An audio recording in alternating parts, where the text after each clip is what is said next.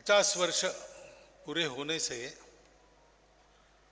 हम इसको स्वर्ण जयंती अधिवेशन कह रहे हैं।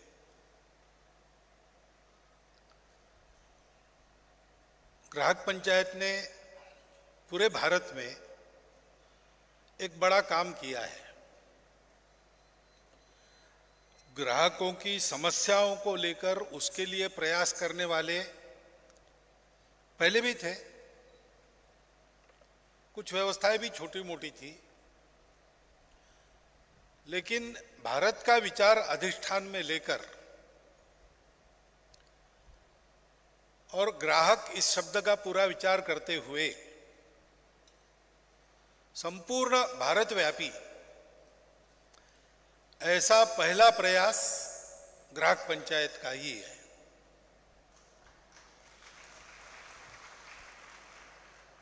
और बहुत अल्पावधि में उसने अपना एक स्थान उत्पन्न किया है और उसके उस प्रभाव के चलते ग्राहकों से संबंधित जो शासन द्वारा दी गई व्यवस्थाएं हैं, उन सारे व्यवस्थाओं में कुछ अच्छा योगदान भी उसने किया है। ग्राहकों के लिए राहत देने वाली अनेक परिवर्तनकारी बातें उसमें जुड़ गई है। तो इसलिए इस स्वर्ण जयंती अधिवेशन को हम स्वर्णिम अधिवेशन भी कह सकते हैं, क्योंकि केवल 50 वर्षों में भारत जैसे विविधता भरे देश में सभी दृष्टि से विविधताएं हैं, वैसे आर्थिक दृष्टि से भी सभी प्रकार के स्तर भारत में मिलते हैं। तो उनका विचार करते हुए एक पूरा ग्राहक दर्शन देना, उसको अनुभवों की कसौटी पर परख लेना और पक्का करके समाज के सामने प्रस्तुत करना, ये आसान बात नहीं है। वो ग्राहक पंचायत ने करके दिखाई है। तो इस अधिवेशन का आनंद उत्साह हम सबके मन में है, परंतु ग्राहक आंदोलन की कोई आयु तो होती नहीं। 50 वर्ष हो गए, ये बात ठीक है। मनुष्य के 50 वर्ष हो गए तो कहते हैं कि आधा जीवन निकल गया, लेकिन हमारे यहाँ आधे जीवन का सवाल नहीं है, क्योंकि जब तक समाज है तब तक ग्राहक है और सारा समाज ही ग्राहक है। एक समय हम जिसको ग्राहक और दूसरे को विक्रेता कहते हैं, वो विक्रेता कहीं ग्राहक होता है और इसलिए संपूर्ण समाज ही ग्राहक है और ग्राहक ही उसकी स्थिति निरंतर बने रहने वाली है। लेकिन ये जरूर है कि आयु हमारी चिरकालिक है, अमर है, फिर भी सिंहावलोकन तो आवश्यक होता है, क्योंकि हर ऐसे पड़ाव पर उत्सव क्यों करते हैं? स्वर्ण जयंती, हीरक जयंती, ऐसा चलता है, पाश्चात्य पद्धति है। Silver jubilee, golden jubilee, diamond jubilee, platinum jubilee तक जाता है। अपने यहां भी ऐसे होता है। एक आयु, षष्ट्यब्दी पूर्ति, सहस्त्र चंद्र दर्शन, शताब्दी पूर्ति, हमारी परंपरा में मान्यता है, उसकी विधि है। लेकिन हर विधि में सिंहावलोकन का भाग है, क्योंकि कल्पना यह है कि इतना पार किया तो पार करते समय क्या अच्छा किया और क्या कमियां रही, अगला पड़ाव जाते तक उन कमियों को सुधार कर और जो अच्छा किया है वो और बढ़ाकर चलना। ऐसे ही स्वर्ण जयंती के अधिवेशन में हम पीछे मुड़कर भी देखेंगे और आगे के पड़ाव भी निश्चित करेंगे। तो इसी को सिंहावलोकन कहते हैं। सिंहावलोकन यानी केवल पीछे देखना नहीं, आगे जाते समय पीछे देखना और आगे जाना। तो आगे के हमारे बहुत सी योजनाएं वगैरह मन में होगी, चर्चा होगी, निश्चित होगी, परंतु आगे के चिंतन का भी आधार पिछला अनुभव ही रहता है। और इसलिए थोड़ा सा इस दृष्टि से ग्राहक पंचायत का जो कुछ मैंने देखा सुना है, जैसे समाज भी देख रहा है, सुन रहा है, तो समाज के भी मन में कुछ बातें आती होंगी, से मेरे भी मन में कुछ बातें आती है, वो आपके सामने मैं चिंतन के लिए रखने वाला हूं।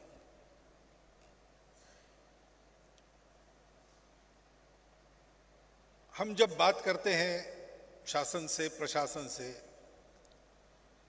तो आपको अंग्रेजी का भी उपयोग करना पड़ता होगा।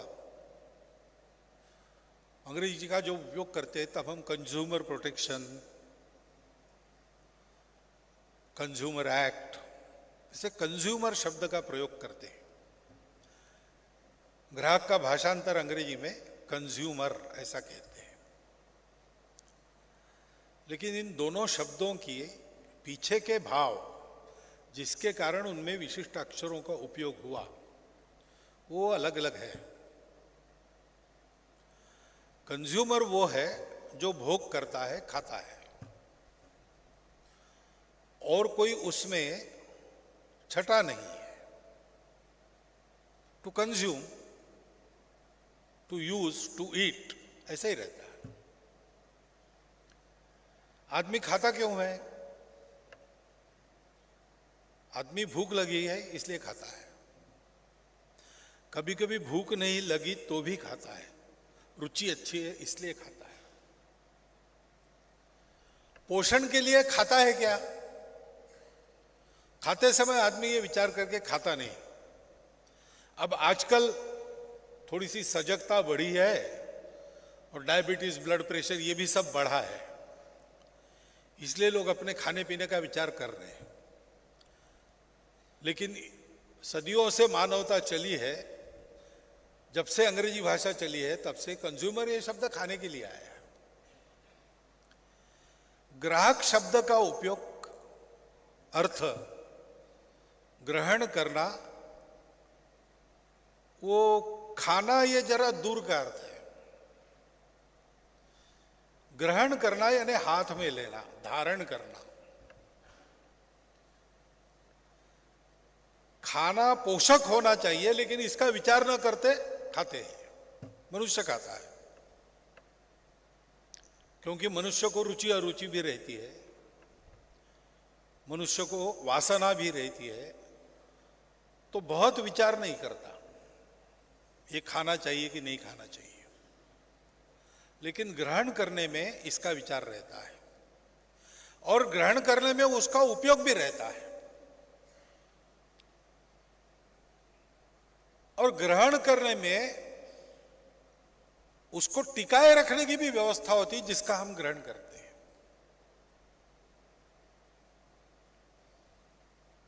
तो उसमें एक विवेक की बात आती है। और इसलिए हमने ये भी सुना, हमारे काम में चिंतन है, हमारे काम का एक पहलू चिंतन है। ग्राहक इसी विषय का चिंतन हमने किया, भारतीय दृष्टि के आधार पर किया।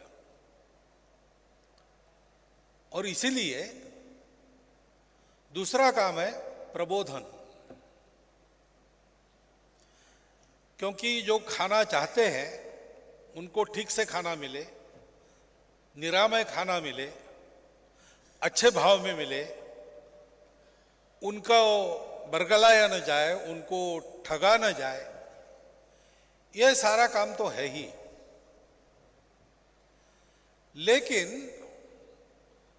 उनके खाने में उनका तो पोषण होना चाहिए ही, लेकिन उनके खाने से बाकी लोगों का भी पोषण होना चाहिए। मनुष्य स्वार्थ के लिए तो जीता ही है, लेकिन पशु भी स्वार्थ के लिए जीता है। हम मनुष्य को मनुष्य इसलिए कहते हैं कि वो अकेला नहीं जीता, वो और लोगों को जिलाता है। उसके अपनेपन के कारण या उसके अहंकार के कारण मैं और मेरा रहता है, मेरे अपने, ये बात रहती है। और अकेले की चिंता नहीं करता, इन सब की चिंता करता। और जिसके अपनेपन का दायरा सदैव विस्तारित होता हो, भवतु विश्वम एकम नीडम, यहां तक उसका विस्तार हो, उसको सबसे अच्छा आदमी हम मानते हैं। भारतीय परंपरा में यह विचार है। कितना कमाया ये नहीं सोचते, कितना बांटा ये सोचते हैं। कितने साल जिया ये नहीं सोचते, जी के बाकी लोगों का क्या किया ये सोचते हैं। और इसलिए ग्राहक की कुछ समस्याएं हैं, ग्राहक के लिए कुछ करना है, वैसे ग्राहक का अपना भी कुछ कर्तव्य है। और ग्राहक ये अच्छा ग्राहक बने, अच्छा मानव बने, इसलिए ग्राहक के लिए भी कुछ अनुशासन है। इनका प्रबोधन करना भी अपना काम है।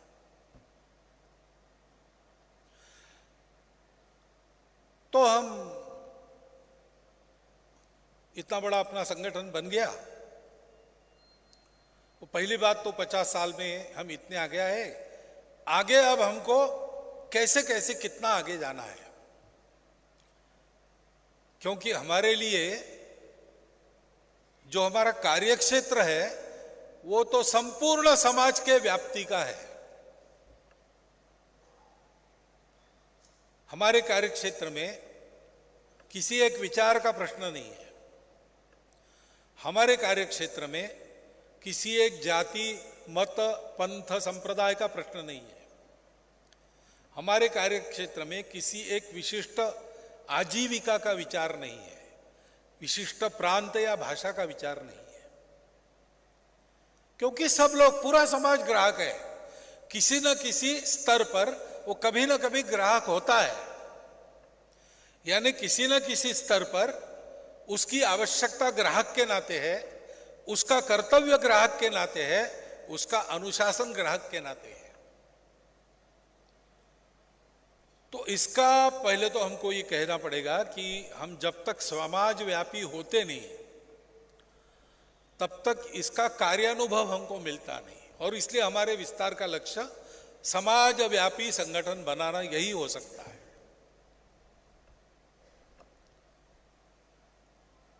तो समाज के सब वर्गों में ग्राहक का व्यवहार बनाने वालों तक हम पहुंचे कि नहीं, अगले 1 साल में कितना पहुंचना, 2 साल में कितना पहुंचना है, 3 साल में कितना पहुंचना है, एक चरणबद्ध योजना हमारी।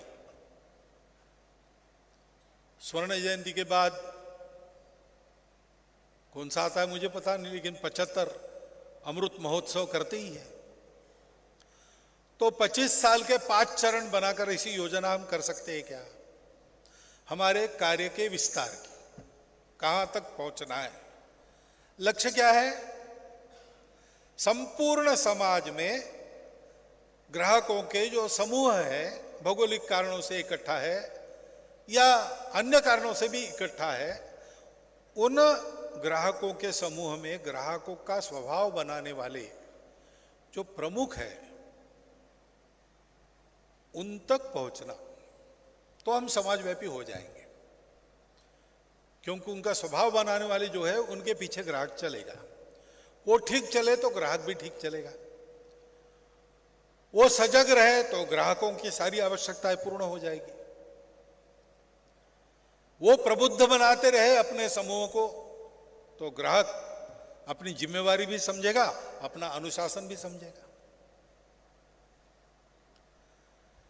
तो वहां तक का विस्तार, ये जैसी एक बात है, वैसे अब हमारा जो विस्तार हुआ है उसमें ग्राहक पंचायत का एक कार्यकर्ता है और ग्राहक पंचायत के वरिष्ठ लोग यहां मंच पर बैठे हैं। ग्राहक पंचायत को समय समय पर परामर्श देने का काम करने वाले लोग भी हैं। तो इन सबको पहले अपना चिंतन समझना पड़ेगा, अपनी अब तक की यात्रा समझनी पड़ेगी, और किस किस को समझनी पड़ेगी। समाज में तो हम कहेंगे कि समूहों को ले चलने वालों को हमने ठीक रखा तो सारा समाज ठीक रहता है, लेकिन हम काम करने वाले समूह हैं, हम एक संगठन है। संगठन की तो प्रत्येक कड़ी का महत्व होता है। Strength of the chain depends on the strength of its weakest link. ग्राहक पंचायत कितनी मजबूत है? ग्राहक पंचायत का सबसे छोटा कार्यकर्ता जितना शक्ति संपन्न होगा उतनी ग्राहक पंचायत शक्ति संपन्न है। वो जितना सक्रिय है, वो कार्यकर्ता जितना सक्रिय है उतनी ग्राहक पंचायत की सक्रियता है।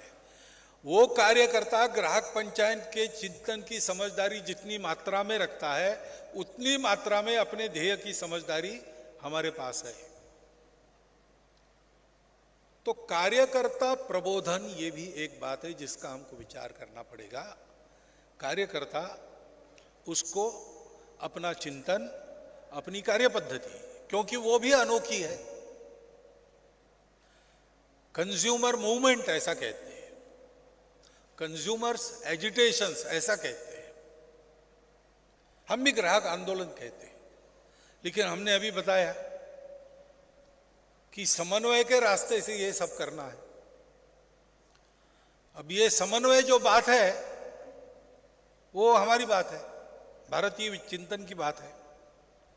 हम ऐसा मानते हैं कि दुनिया सहयोग समन्वय के आधार पर बढ़ती है। ये हमारा मौलिक चिंतन है। हमारे यहाँ के सब विचार प्रवाह मूलतः इसको मानते हैं। विश्व के बहुत सारे विचार प्रवाह है, वो भी अपने यहाँ आए हैं, हम उनको भी जानते हैं। उनमें से लेने लायक बहुत बातें हैं हमारे लिए, परंतु मूल में सबके एक कमी है कि उनको सबको जोड़ने वाला तत्व, उसकी अनुभूति न होने के कारण उसकी कल्पना तो वो कर सकते हैं लेकिन उसको व्यवहार में नहीं लाते हैं, क्योंकि उनको लगता है कि ये एक हाइपोथेसिस है, वर्किंग में नहीं है। और इसलिए वो कहते हैं कि there is always a struggle. दुनिया संघर्ष में से आगे जाती है, तो सतत संघर्ष चले, थीसिस, एंटीथेसिस, सिंथेसिस चलते रहता है। हमारे यहाँ हमने इसको नहीं माना है अनुभव से। हम भी पुराने अनुभवी लोग हैं सभ्यता और संस्कृति के मामले में, मानव जीवन के अनुभव के मामले में। तो इसलिए ये हमारी कार्यपद्धति, उसको भी समझना पड़ेगा। समन्वय करना है, नहीं क्या करना। दिखता तो है कि संघर्ष जीवन का अविभाज्य भाग है, बिना संघर्ष के जीवन नहीं है, जीवन संघर्ष होता ही है। लेकिन समन्वय की दृष्टि से संघर्ष करना, ये कैसे करना? जैसे भगवत गीता में कहा भगवान ने कि लड़ो, लेकिन बुखार मत लाओ लड़ाई का। युद्धस्व विगत ज्वरा, यानी त्वेष और द्वेष के साथ मत लड़ो, कर्तव्य के रूप में लड़ो। अरे लड़ाई कैसे, लड़ाई में जोश कैसे आएगा अगर द्वेष नहीं रहा तो? सामान्य आदमी ये प्रश्न करता है। लेकिन ठंडे दिमाग से सोचकर, अपने स्वार्थ के लिए नहीं, समाज के कल्याण के लिए, सृष्टि के मंगल की रक्षा के लिए लड़ना पड़ता है, तब लड़ेंगे। लड़ने वाला मेरे से दुश्मनी करता होगा, मैं उससे दुश्मनी नहीं करता हूं। वो धर्म के लिए प्रतिकूल न बने, मंगल के लिए प्रतिकूल न बने, समाज के लिए प्रतिकूल न बने, इसके सारे उपाय समाप्त हो गए। अब शेष उपाय नहीं है, उसको शक्ति से ही परास्त करना पड़ेगा। उसको ये पता चलना चाहिए मेरे से भी बड़ी शक्ति है, वो मुझको दबा सकती है, तब वो शांत होगा। ऐसा जब है तब लड़ते हैं, तब लड़ना पड़ता है। लेकिन तब लड़ना पड़ता है तो भी क्रोधित नहीं होना, द्वेष्टा नहीं बनना और लड़ना। ये सारे अपने यहाँ पर मालूम है, हम बोलने में भी उपयोग करते, बताने में भी उपयोग करते, लेकिन ये करना कैसे ये सीखना पड़ता है, क्योंकि वो एक आदत की बात है। हमारे कार्य पद्धति में इसकी आदत कराने वाली पद्धतियां कौन सी है, उन पद्धतियों को हमने कितना सुरक्षित रखा है, उसको सुरक्षित रखने के लिए कैसे चलना पड़ेगा। तो हमारा चिंतन, हमारी कार्य पद्धति, दोनों की समझदारी चाहिए, इसका भी हमको विचार करना पड़ेगा। और चिंतन करना हमारा काम है।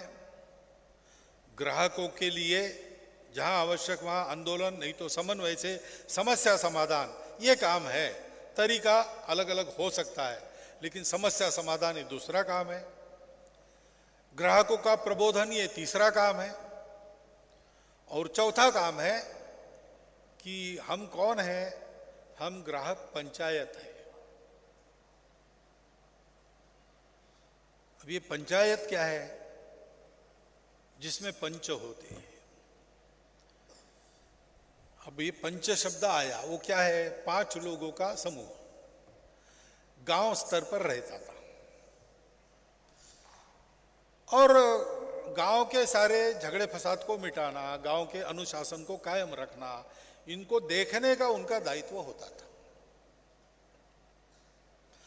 सर्वसहमति से ये 5 पंच होते थे,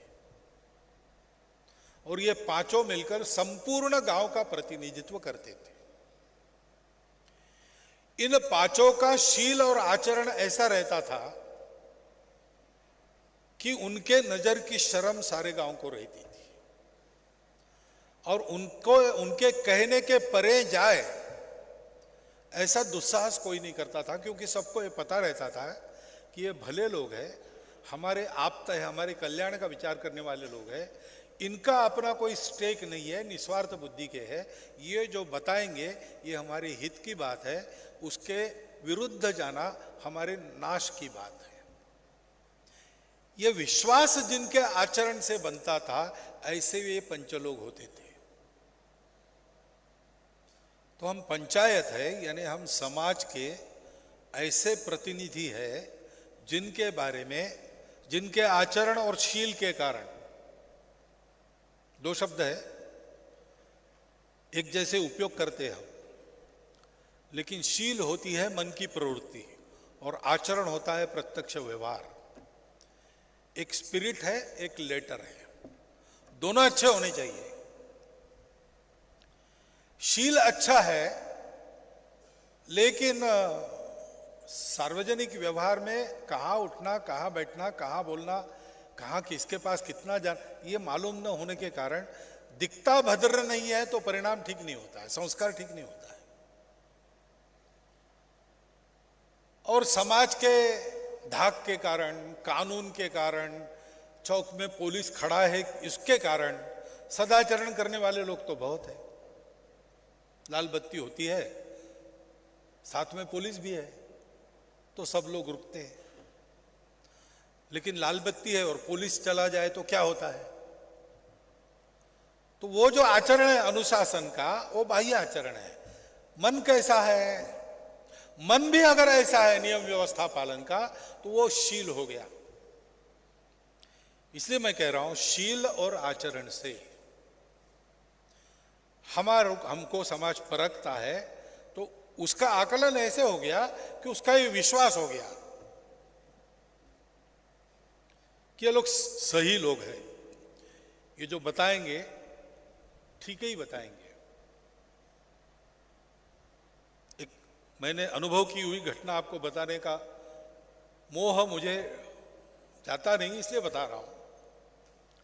संघ की भलाई करने के लिए नहीं बोल रहा हूं, लेकिन प्रत्यक्ष है। बिहार में मैं था। बिहार में जब मैं था तब कोई बहुत बड़ा काम वहां नहीं था संघ का, और उत्तर बिहार में और कम था। स्वदेशी पखवाड़ा हमने उस समय पहली बार मनाया। तो उस पखवाड़े के कार्यक्रम के लिए बाजार के गांव में, जहां हाट लगती है साप्ताहिक, ऐसे गांव में सभा करनी थी। उसके लिए मैं गया, साथ में कार्यकर्ता परिचित थे वो, वहां कुछ भी नहीं था, संघ को जानने वाले भी कोई नहीं थे। तो वहां गए,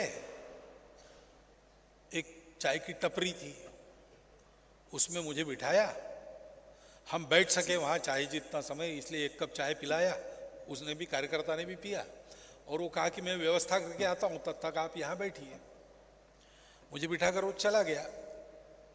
जाकर उसने किसी मुनादी वाले को पकड़ा होगा, जो अपना वो बजाने वाला ढोल लेके आया, और ढोल पीटते पीटते बाजार में घूम रहा है।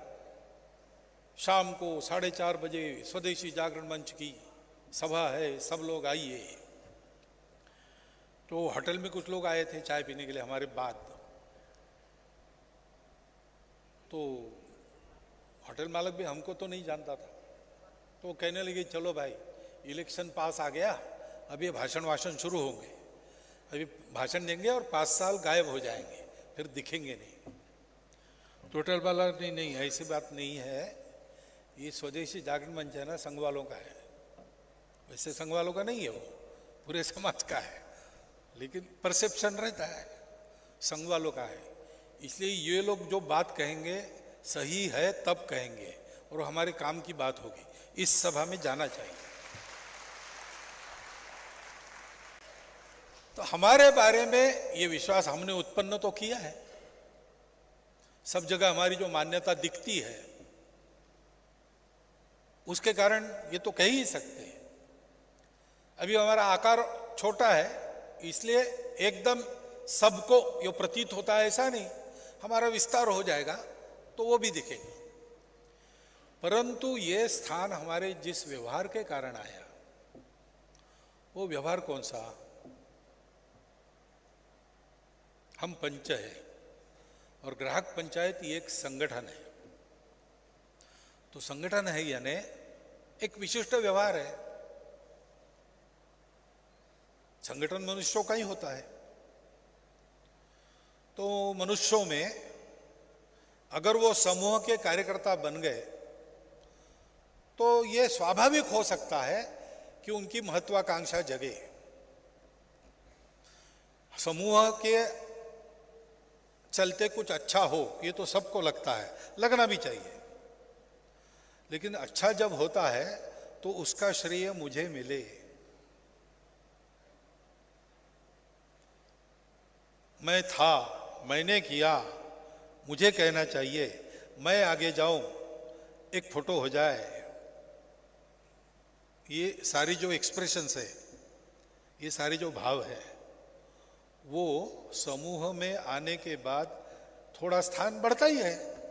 शक्ति है समूह, उस शक्ति के हम घटक है, तो शक्ति के साथ अपना भी मान बढ़ता है, उसके साथ मान की आकांक्षा उत्पन्न होती है। हो सकता है, ये अपराध नहीं है, स्वाभाविक होने वाली बात है। अपराध नहीं है, स्वाभाविक है, लेकिन अपेक्षित नहीं है। हम संगठन है तो हम व्यक्ति का महत्व नहीं बढ़ाते, व्यक्ति पूजक है नहीं। व्यक्ति सब आवश्यक है, क्योंकि हम संगठन है। बिना एक एक व्यक्ति को जोड़े रखना आवश्यक है, एक एक व्यक्ति को बढ़ाते रहना आवश्यक है, लेकिन कोई भी अनिवार्य नहीं है। No person is indispensable, every person is essential. ये संगठन की स्थिति होती है। और यहां हम सब लोग एक पारस्परिकता का संबंध अनुभव करते हैं। All for one and one for all, ऐसा हमारा व्यवहार होता है। किसी एक का कुछ हो गया, सारा संगठन पूछता है ये क्या हो गया, वो क्या हो गया। ऐसे अधिवेशन होते प्रतिवर्ष हमारे, हम जाते हैं प्रतिवर्ष, हमारा एक संबंध बन जाता है। किसी अधिवेशन में गए तो पूछते हैं, अरे आपके प्रदेश से वो नहीं आए, क्या हुआ, स्वास्थ्य ठीक है? नहीं है, स्वास्थ्य ठीक नहीं है। फोन नंबर है अपने पास, फोन से ही बात कर लेते हैं, हालचाल पूछते हैं। मिलने के बाद कहते हैं, अरे क्या बीच में 2 अधिवेशन आप आए नहीं, बहुत मजा आया, चलो अच्छा हो गया, आ गए। अब ये भाषा किसकी है? ये वर्कर्स की भाषा नहीं है, ये ब्रदर्स की भाषा है। जो बंधुभाव है, वो बंधुभाव हम में दिखता है, संगठन का ये भाव होता है। आत्मीयता संगठन का, जिस संगठन को लोक संग्रह करना है, और ग्राहक पंचायत यानी ऑर्गेनाइजेशन के अर्थ में संगठन नहीं है, लोक संग्रह करने वाला संगठन है। लोगों को गलत रास्ते पर जाने से रोकना, उन्मार्गगामी बनने से रोकना, उनको सन्मार्गगामी बनाना, यह संगठन का काम होता है। लोक संग्रह का यही काम होता है। और इसलिए हमारा संपर्क एक बार जुड़ता है, वो कभी नहीं टूटता है, और संपर्क जिनके साथ होता है उनके साथ हमारी आत्मीयता बढ़ते जाती है, हमारा बंधुवत संबंध हो जाता है। फिर वो हमारे संगठन में रहे ना रहे उसकी हमको चिंता नहीं है। हम उपयुक्ततावादी दृष्टिकोण से किसी को नहीं जोड़ते, हम अपने बंधु मानकर सबको जोड़ते हैं। हमको पता है कि आत्मीयता के चलते संपूर्ण विश्व से हमारा ये नाता है, लेकिन सबको हम एकदम मिले नहीं।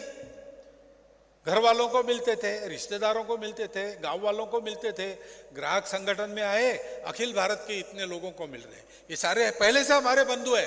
अब परिचय हो गया, व्यवहार तो बंधुवत ही रहेगा। और इसलिए हमारा संगठन यानी हम ध्येय लक्ष्य है, व्यक्ति लक्ष्य नहीं है, सम्मान लक्ष्य नहीं है। हम अपनेपन की भावना से यहां पर सब साथ रहते हैं, इसलिए हमको कट्टों की चिंता नहीं है, एक दूसरे के लिए खटने की चिंता नहीं है। हम सब लोग एक की चिंता करते हैं। और एक एक को पूछा जाए आप स्वयं की चिंता करते हो क्या, तो कहते हैं कि भाई काम करना है, उसकी चिंता पहले, मेरी चिंता क्या है। तो संगठन व्यक्ति की चिंता करता है, व्यक्ति अपनी चिंता नहीं करता, वो संगठन की चिंता करता है। और ऐसे संगठन में हम चल के देखिए, इतने आप सब लोग हो, ये जो क्या पट्टी कल्याणा गांव है, उसके रास्तों पर आप मिलकर जाओ। आप चलेंगे तो आपस में टकराएंगे, रास्ते छोटे हैं, सबको जाना है, जल्दी से जल्दी जाना है, तो टकराहट होती है। भीड़ में चलते हैं तब टकराहट होती है, लेकिन संगठन में चलते हैं तब टक्कर नहीं होती। उसका शास्त्र है, कदम मिलने चाहिए, सम्यक ठीक होना चाहिए, दृष्टि सही दिशा में होनी चाहिए, एक दूसरे के साथ चलना है लेकिन अंतर रख के चलना है, ड्रेसिंग डायरेक्शन डिस्टेंस, यह अनुशासन है। संगठन में चलने का अनुशासन होता है, जिससे टकराहट नहीं होती, जिससे सबकी शक्ति मिलकर एक बड़ी शक्ति बनती है। अपना अपना कर्तृत्व है, कम अधिक है, अपनी अपनी प्रतिभा है, कम अधिक है, अपनी अपनी सक्रियता है, कम अधिक है, लेकिन योजकता से इन सबका समायोजन ऐसे किया जाता है कि एक एक के कर्तृत्व का एक एक कण पूर्ण के प्रयास में लगता है, कुछ भी वेस्ट नहीं जाता, सबका योगदान होता है। सबका योगदान अलग अलग नहीं होता, एक महत् प्रयास के रूप में सामने आता है। उसके कारण संगठित कार्य शक्ति कभी परास्त नहीं होती, वो हमेशा विजय ही विजय है उसके लिए। विशेषकर जब वो सत्य को लेकर चलती है, स्वार्थ को छोड़कर चलती है, भेद को मिटाकर चलती है, तब उसको विजय ही विजय मिलती है। हमने अपने 50 साल का अवलोकन किया तो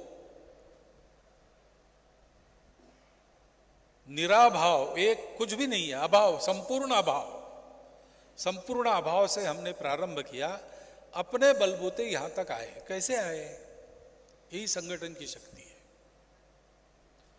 जैसे गंगा चली हिमालय से, वो पूरा हिमालय बीच में था, कितने मैदान थे, चढ़ाव उतार थे, कितने ही पहाड़ आए होंगे छोटे मोटे, सब प्रकार की बाधाओं को पार करते हुए गंगा वहां से चली, सागर में मिलने तक रुकी नहीं। मोड़ना पड़ा तो मुड़ी, लेकिन जिस दिशा में निकली थी उस दिशा में निकली। सागर में ही गई। ये कैसे होता है? मराठी में एक गीत है, बहुत पुराना, लता जी ने गाया हुआ है, देवरूप हो सगळे आम्ही एकी याच्या बळे, ऐसा है ने हम सब मिलकर देवरूप बने। वो जो है संगच्छध्वम संवदध्वम, उसके भाव को लेकर मराठी में है। उसकी पहली कड़ी में ये कहा है, सप्त सागराला शक्ति बिंदु बिंदु मिळता पाणी। सप्त सागर की शक्ति ने बुन बुन जोड़कर बनी शक्ति है, कितनी प्रचंड है। एक जीव अणुरेणूंची युगे युगे फिरते धरणी। अणुरेणु एक जीव हो गए, पृथ्वी बनी, युगानुयुग घूम रही है, अंतराल में है, गई नहीं, धारण करती है इतने लोगों को। ताकत कहां से आ गई? रेणुओं की एक जीवता। ये संगठन की शक्ति होती है। तो ये आत्मीयता, ये अनुशासन, ये सामूहिकता, ये ध्येय निष्ठा हम लोगों में है कि नहीं? वो आए है, वो बढ़े, नए लोग आते उनमें भी आए। इसलिए हमारी क्या योजना है? इसका हमको विचार करना पड़ेगा। जैसे हम पीछे देखेंगे, पीछे जो हमको अच्छी बातें दिख रही, उसमें से भी बोध लेंगे, ये यश हम क्यों प्राप्त कर सके। कुछ कमियां रह गई ऐसा लगता है, तो आगे वो कमियां न हो, उनका उपाय कैसे करें, इसका भी चिंतन करेंगे। आगे के लक्ष्य भी ध्यान में रखेंगे, कैसे विस्तार करना, कैसे इन सारी पद्धतियों को आगे चलाना, दृढ़ करना। और हमारी दिशा को योग्य रखने के लिए हमारी चिंतन और कार्य पद्धति की समझदारी है, उसको भी कैसे कायम रखना, बढ़ाते रहना, नए लोगों में उत्पन्न करना, इसका चिंतन हम करेंगे। तो फिर आज हमने स्वर्ण जयंती के उपलक्ष्य में अपना इतिहास बताने वाली और अब तक क्या किया ये बताने वाली पुस्तिका वो दिख रही वहां पे, आप देख रहे, लगभग 1 इंच उसका मोटापन है, क्योंकि उतना ही है बताने के लिए हमारे पास। आप जब 75 वर्ष करेंगे तो इससे 4 गुना अधिक बड़ा पुस्तक आपको छापना पड़ेगा।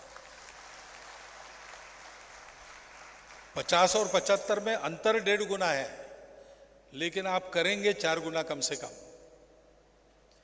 ये करना कैसे, इसको सोचने के लिए अपना अधिवेशन है, इसको हमको ध्यान में रखना पड़ेगा।